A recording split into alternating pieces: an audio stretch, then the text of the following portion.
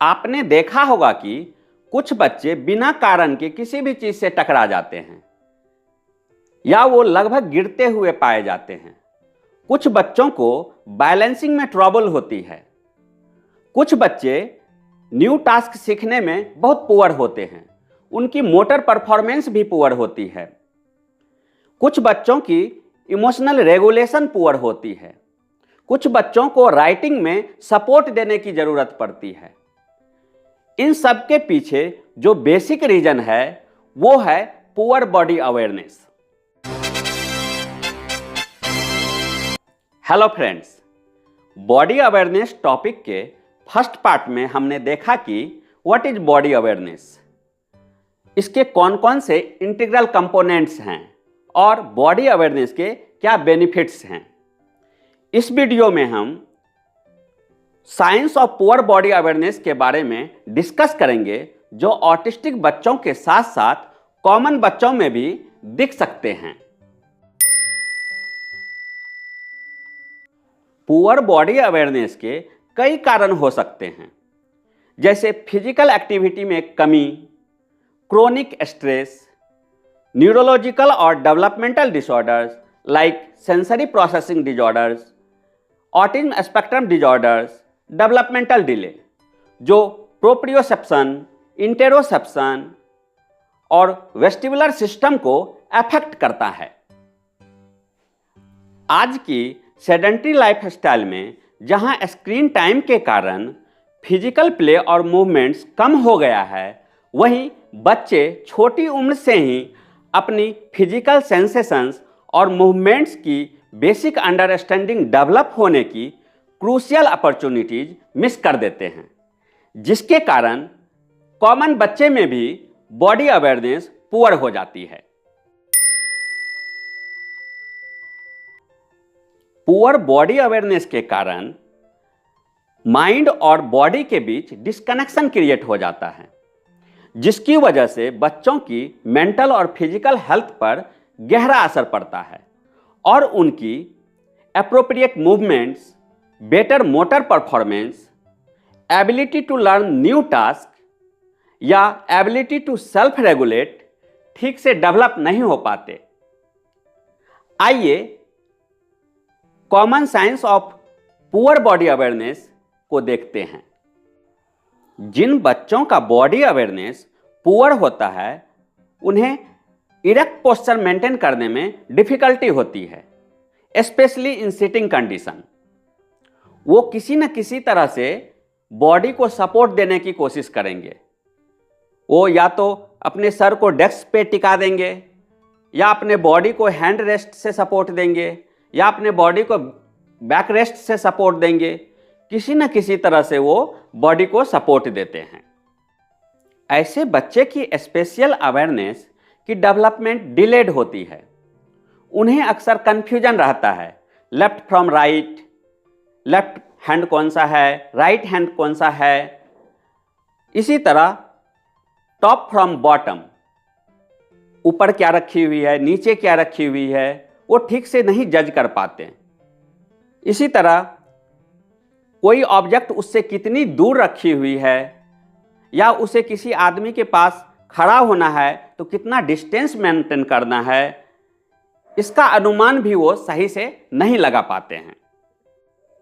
अगर same as के बच्चे के साथ कंपेयर करें तो पुअर बॉडी अवेयरनेस वाले बच्चे यह समझ नहीं पाते हैं कि how to move their body, जिसके कारण वे अपने मूवमेंट्स को ठीक से कोऑर्डिनेट नहीं कर पाते हैं।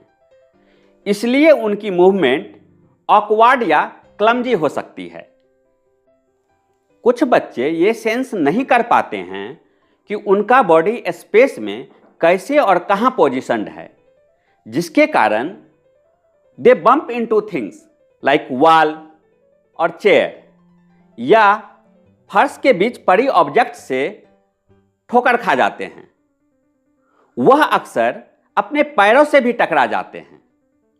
उनमें वो इंस्टिंक्ट नहीं होता है जो उन्हें ऑब्जेक्ट अवॉइड करने या ऑटोमेटिकली वॉक करने में हेल्प करे।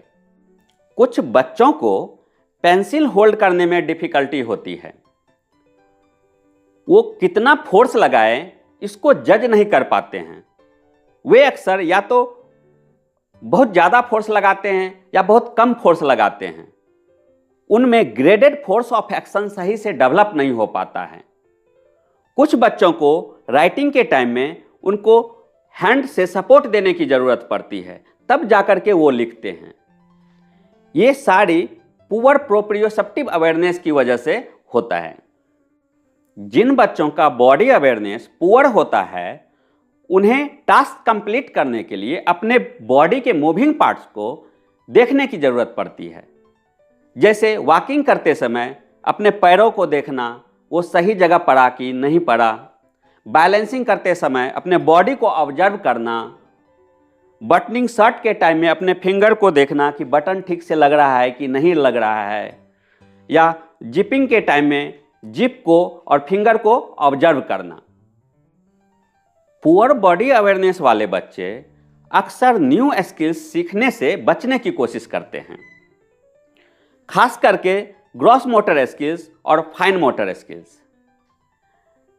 क्योंकि उनके बॉडी का अवेयरनेस पुअर होता है, वो जज नहीं कर पाते हैं कितना मूव करना है, किस डायरेक्शन में मूव करना है, कितने फोर्स की ज़रूरत है। इसलिए वो नए स्किल्स को सीखने से बचते हैं। ये अक्सर देखा गया है कि ऑटिस्टिक बच्चे हमेशा वो लर्न स्किल्स में एंगेज रहते हैं, उसको एंजॉय करते हैं। जैसे ही उसे न्यू स्किल दी जाती है तो वो कोऑपरेट नहीं करते हैं, रोने भी लगते हैं।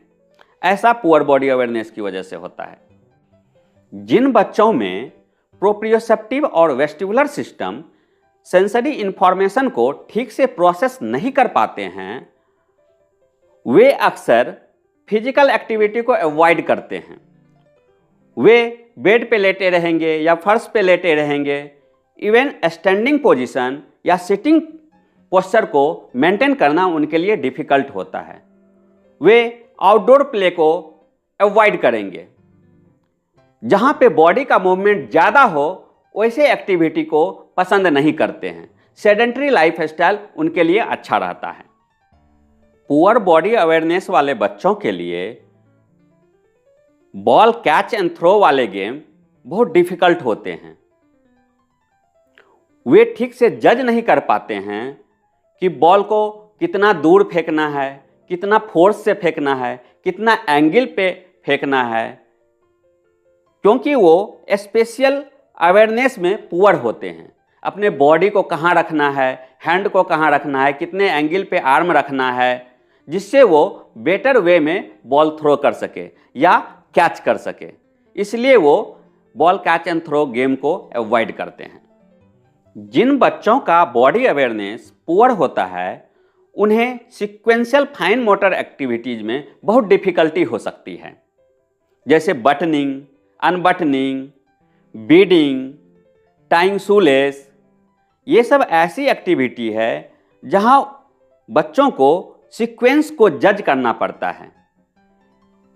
Special awareness, body position, finger movement की पोजीशन, इन सब में पुअर अवेयरनेस होने की वजह से वे अक्सर इस एक्टिविटी को बहुत डिफिकल्ट महसूस करते हैं। कुछ बच्चे अपनी आंख बंद करने या अंधेरे में रहने से स्कैरी फील करते हैं।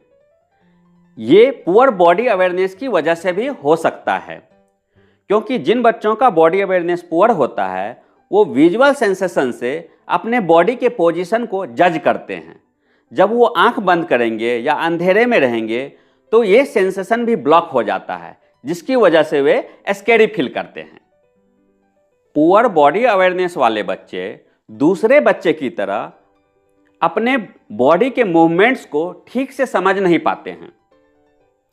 उन्हें स्पेसिफिक बॉडी पार्ट्स या मसल्स के मूवमेंट्स को आइसोलेट करने में ट्रबल होती है। इसलिए उनके लिए इमिटेट करना या मिमिक करना टफ हो जाता है। Even if simple movement like winking या वेबिंग उनके लिए हार्ड हो जाता है। पुअर बॉडी अवेयरनेस के वजह से बच्चे अपने इंटरनल बॉडी सिग्नल्स को ठीक से रिकॉग्नाइज और इंटरप्रेट करने में स्ट्रगल करते हैं, जैसे कि इंक्रीज्ड हार्ट रेट या मसल टेंशन। इस वजह से माइनर स्ट्रेस परसिस्टेंट एंजाइटी में बदल सकता है। जिन बच्चों का बॉडी अवेयरनेस पुअर होता है वे अपने नीड्स और फीलिंग्स के प्रति सही से अवेयर नहीं रहते हैं। अपने नीड्स और फीलिंग्स के प्रति लैक ऑफ अवेयरनेस और attentiveness negative self perception and sense of isolation को बढ़ाता है, जिसकी वजह से डिप्रेशन हो सकता है। पुअर बॉडी अवेयरनेस की वजह से बच्चे अपने पूरे बॉडी के बजाय पेन पर ज़्यादा फोकस करते हैं। यह हाइपर फोकस पेन सिग्नल्स को ओवर स्टिमुलेट करता है और बॉडी के पेन मैनेजमेंट सिस्टम को अंडर यूटिलाइज करता है। इस तरह से lack of integration between body and mind pain की परसेप्शन को इंटेंसिफाई करता है। इसलिए बच्चे को बार बार ट्रॉमा आ जाते हैं या वे मेल्ट डाउन में चले जाते हैं।